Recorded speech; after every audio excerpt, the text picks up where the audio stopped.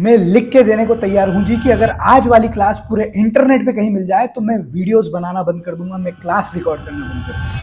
जी हाँ, मैं ऐसा इसलिए कह रहा हूं क्योंकि आज की यह क्लास बहुत धमाकेदार होने वाली है, क्योंकि आज हम बात करेंगे ऑटोनोमिक नर्वस सिस्टम के बारे में। न सिर्फ इतना, बट हम उसको डिटेल में समझने के साथ साथ उसकी पूरी की पूरी फार्माकोलॉजी पढ़ेंगे। उसके अंदर उसके रिसेप्टर्स कौन कौन से होते हैं, उसमें न्यूरोट्रांसमीटर्स कौन कौन से होते हैं, कौन कौन से रिसेप्टर्स कहाँ काम करते हैं, और पूरी की पूरी फार्माकोलॉजी, वह भी बहुत ईजी तरीके से। और इसी के साथ साथ मैं प्रोवाइड करता चलूंगा आपको नोट्स। इसीलिए तो कह रहा हूं कि मैं लिख कर देने को तैयार हूं। सो हेलो एवरीवन, मेरा नाम प्रशांत पाटीदार है और आप देख रहे हैं प्रयास एकेडमी यूट्यूब चैनल।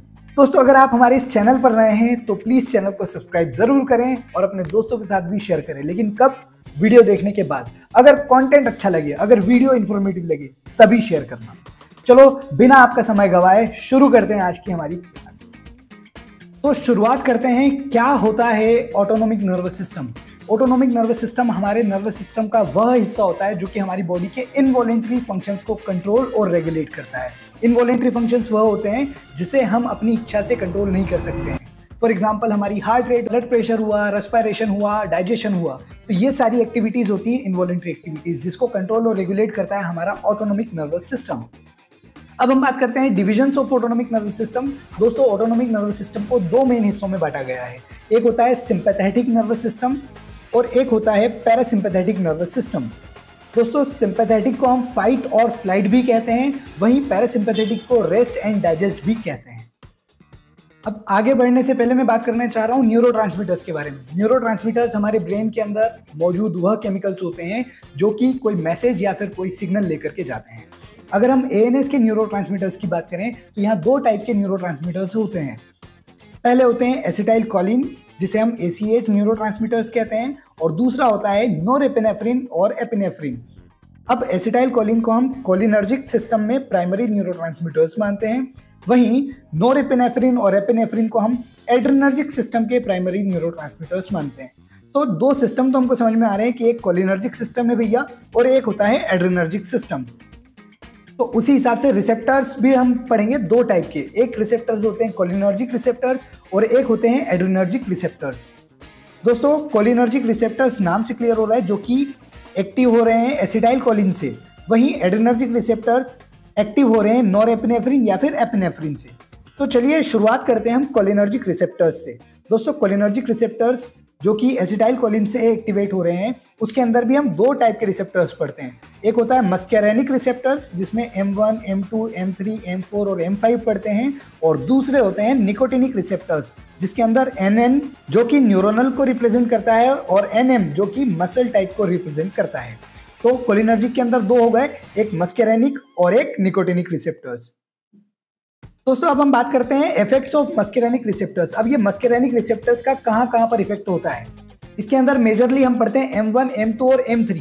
दोस्तों, M1 जिसका इफेक्ट होता है CNS और गैस्ट्रिक ग्लैंड पर, जैसा आप अपनी स्क्रीन पर देख पा रहे हैं।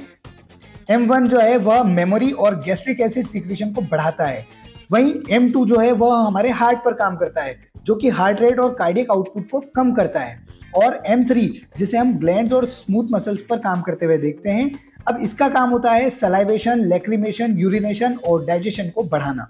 अब दूसरा हम देख रहे थे निकोटिनिक रिसेप्टर्स। निकोटिनिक में हमने NN देखा था जो कि नर्वस या न्यूरॉन्स के लिए था, और NM जो था वह मसल्स के लिए था।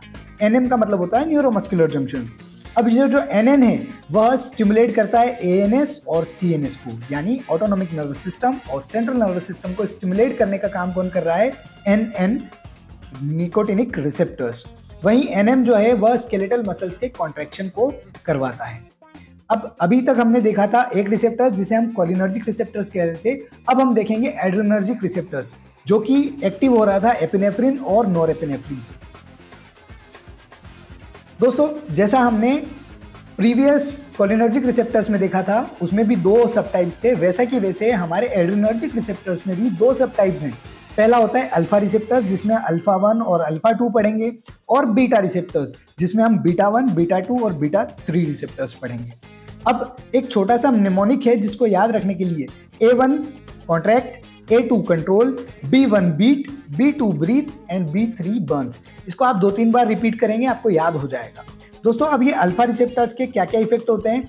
अल्फा 1 रिसेप्टर्स जो है वह ब्लड वेसल्स, आई और ब्लैडर पर काम करता है, जो कि वेसोकॉन्ट्रिक्शन, माइड्रेसिस यानी प्यूपिल का डायलेशन और ब्लैडर का कॉन्ट्रैक्शन करवाते हैं। वहीं अल्फा 2 रिसेप्टर्स, जिसे हम प्रीसिनेप्टिक न्यूरॉन के ऊपर काम करते हुए देखते हैं, वह क्या करते हैं, वह नॉरएपिनेफ्रिन का रिलीज जो है वह कम करवाते हैं, जिसे हम नेगेटिव फीडबैक कहते हैं।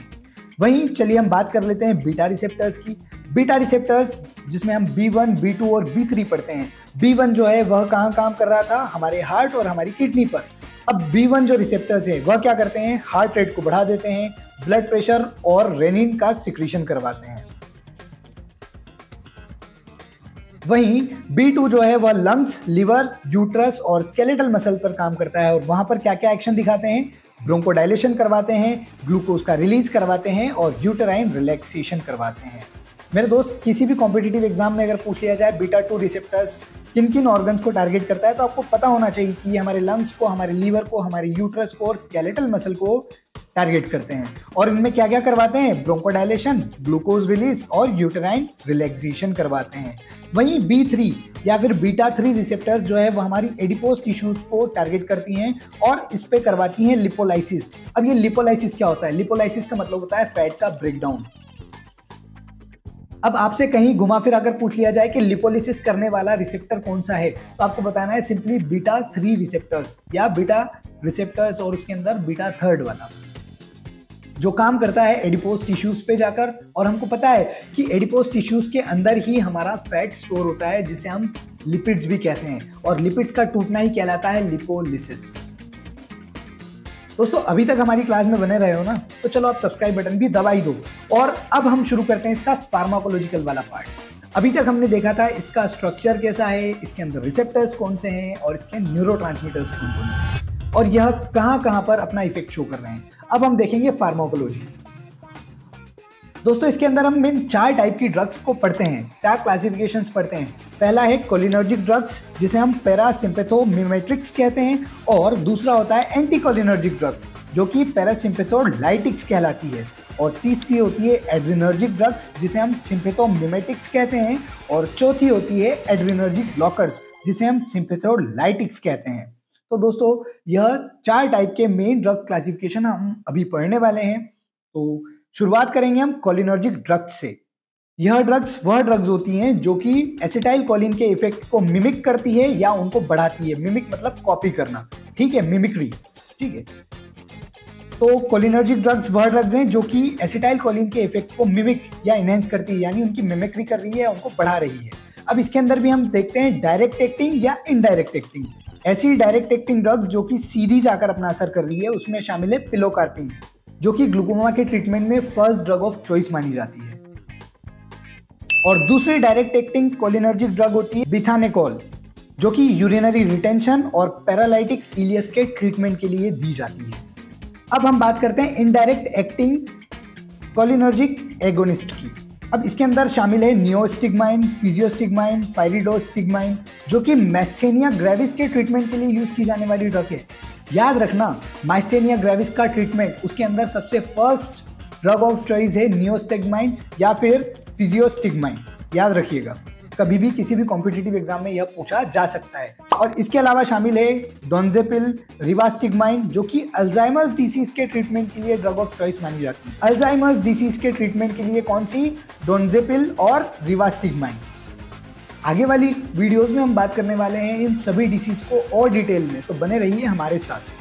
चलिए इसके हम साइड इफेक्ट्स देख लेते हैं। अब ये जो हमारी कोलिनर्जिक ड्रग्स हैं, जिसे हम पैरासिम्पेथोमिमेटिक्स कह रहे थे, इनके साइड इफेक्ट्स क्या क्या हो सकते हैं, इसको याद रखने के लिए आप SLUDGE स्लज यह याद रख सकते हैं। S से याद रखना सलाइवेशन, L से याद रखना लैक्रिमेशन, U से याद रखना यूरिनेशन, डायरिया, गैस्ट्रोइंटेस्टिनल अपसेट और एमेसिस यानी कि वोमिटिंग।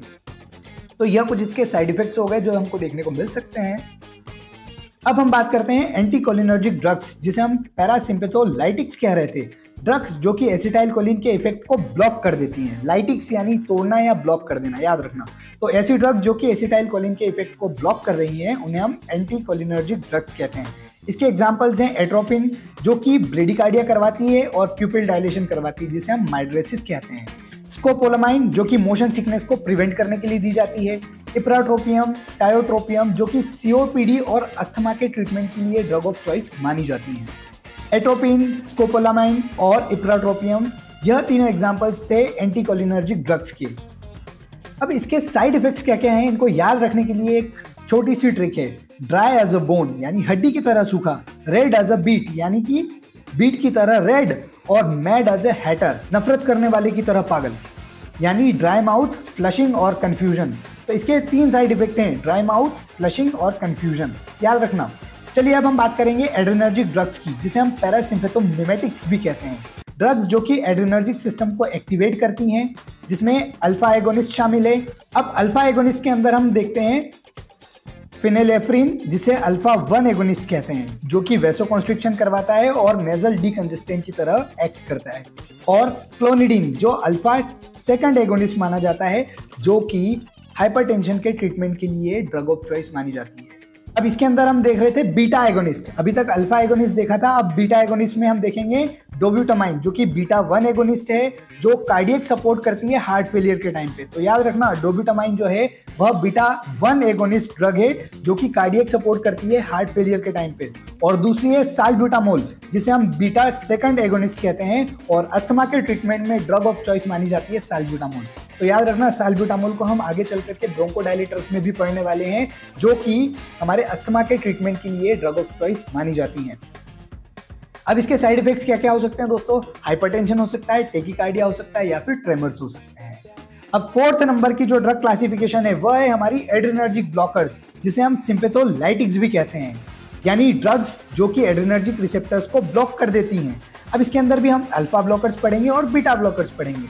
अल्फा ब्लॉकर्स के अंदर शामिल है प्राजोसिन, जिसे हम अल्फा 1 ब्लॉकर कहते हैं, और जो कि हाइपरटेंशन के ट्रीटमेंट के लिए दी जाती हैं। और दूसरा होता है टेम्सुलोसिन, जो कि बीपीएच यानी बिनाइन प्रोस्टेट हाइपरप्लेशिया के ट्रीटमेंट के लिए दी जाती हैं। तो याद रखना, बीपीएच के लिए टेम्सुलोसिन ड्रग ऑफ चॉइस मानी जाती है, जो कि अल्फा ब्लॉकर है, अल्फा एड्रेनर्जिक ब्लॉकर्स हैं। चलिए अब हम बीटा ब्लॉकर्स को देख लेते हैं। बीटा ब्लॉकर्स में शामिल होती है प्रोपेनोलोल, जो आपने एंटी हाइपरटेंसिव ड्रग्स में पढ़ी होगी। पुरानी क्लास अगर आपने नहीं देखी है तो एक बार जरूर विजिट करें, हमने हाइपरटेंशन और एंटी हाइपरटेंसिव ड्रग्स का क्लासिफिकेशन बहुत डिटेल में पढ़ाया है। चलिए वापस आते हैं हमारे टॉपिक पर। बीटा ब्लॉकर्स में हम देख रहे हैं प्रोपेनोलोल, जो कि नॉन सिलेक्टिव बीटा ब्लॉकर है, जो हाइपरटेंशन और एरिथमिया के ट्रीटमेंट के लिए यूज की जा रही थी। और इसी में शामिल है एटेनोलोल, मेटोप्रोलोल, जो सिलेक्टिव बीटा 1 ब्लॉकर है, जो कि कार्डियोप्रोटेक्टिव इफेक्ट शो करती है। अब इसके क्या क्या साइड इफेक्ट हो सकते हैं दोस्तों? यह ब्रेडिकार्डिया करवा सकती है, हाइपोटेंशन करवा सकती है, या ब्रोंकोस्पाज्म करवा सकती है। तो मेरे दोस्त, क्योंकि यह ड्रग्स बीपी को कंट्रोल कर रही है या हाइपरटेंशन को ट्रीट कर रही है, तो इसके साइड इफेक्ट में स्वाभाविक बात है बीपी का कम होना है, जिसे हम हाइपोटेंशन कहते हैं। तो चलिए आज की जो हमने वीडियो बनाई, इसकी समरी को हम देख लेते हैं क्विक रिवीजन के माध्यम से। एएनएस के मेजर डिविजन्स थे सिंपैथेटिक, जिसे हम फाइट और फ्लाइट बोलते हैं, और पैरासिम्पैथेटिक, जिसे हम रेस्ट एंड डाइजेस्ट भी बोलते हैं। दूसरा है न्यूरोट्रांसमीटर्स। कौन कौन से न्यूरोट्रांसमीटर्स देखे हमने? एसिटाइलकोलिन, जो कि पीएनएस का न्यूरोट्रांसमीटर था, और नोरेपिनेफ्रिन और एपिनेफ्रिन, जो कि सिंपैथेटिक नर्वस सिस्टम के न्यूरोट्रांसमीटर्स थे। फिर रिसेप्टर्स में हमने देखा कोलिनर्जिक रिसेप्टर्स और एड्रेनर्जिक रिसेप्टर्स। कोलिनर्जिक में हमने देखा मिस्केरेनिक और निकोटिनिक, वहीं एड्रेनर्जिक में हमने देखा अल्फा एड्रेनर्जिक और बीटा एड्रेनर्जिक। और हमने 4 ड्रग क्लासिफिकेशंस पढ़ी है। कोलिनर्जिक एगोनिस्ट, जिसमें पिलोकार्पिन और नियोस्टिग्मिन शामिल थी, एंटीकोलिनर्जिक, जिसमें एट्रोपिन और स्कोपोलामाइन शामिल थी, और एड्रेनर्जिक एगोनिस्ट, जिसके अंदर फिनिलेफ्रिन और साल्ब्यूटामोल शामिल थी, और एड्रेनर्जिक ब्लॉकर्स, जिसके अंदर प्राजोसिन और प्रोपेनोलोल जैसी ड्रग्स शामिल थी। मैं उम्मीद करता हूं कि आज की यह वीडियो आपको बहुत इंफॉर्मेटिव लगी होगी, और अगर क्लास अच्छी लगी तो इस चैनल को सब्सक्राइब जरूर कर लेना और अपने दोस्तों के साथ भी शेयर करना। प्रयास एकेडमी यूट्यूब चैनल के साथ जुड़े रहने के लिए बहुत बहुत धन्यवाद।